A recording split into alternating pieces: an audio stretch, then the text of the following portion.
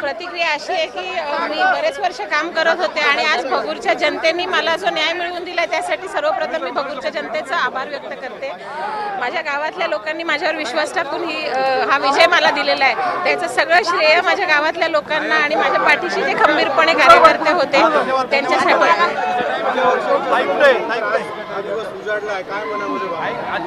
खूप छान वाटतंय, खूप वर्षापासून कष्ट करत होते आणि असं आहे की राजकारण असो समाजकारण असो, एक कुठेतरी आपल्याला जेव्हा अशी पावती जनतेकडून मिळते तेव्हा खरंच खूप आनंद होतो।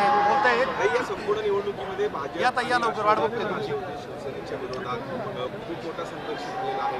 काय आपण आता काय कामं आपल्याला जी अपेक्षित आहेत आगामी काळात? भगूरच्या विकासासाठी आता सगळ्यांनाच माहिती, आम्ही निवडणुकीच्या काळात देखील मुद्दे उचलले की भगूरचा विकास कुठेतरी खंडित झाला होता। स्वातंत्र्यवीर सावरकरांची जी जन्मभूमी आहे आणि त्याचं देशात पूर्ण नाव असताना भगूरमध्ये तशा सुविधा सोयी काही नव्हत्या, तर त्या अनुषंगाने आज भाजप असेल, राष्ट्रवादी काँग्रेस पक्ष असेल आणि माझ्याबरोबर मित्रपक्ष म्हणून उभटा पण होता आणि इतर मित्रपक्ष हे सगळे मिळून आम्ही जे काही उमेदवार निवडून येऊ, आम्ही चांगल्या प्रकारे विकास कामे मार्गी लावण्याचा निश्चितपणे प्रयत्न करू। बिलकुल भगूरचा तपशील आता आपल्या समोर आला। आपण पाहिलं किती विचित्र प्रकारची आघाडी होती। भारतीय जनता पार्टी अजित पवारांच्या सोबत होती, अजित पवारांच्या सोबत उद्धव ठाकरे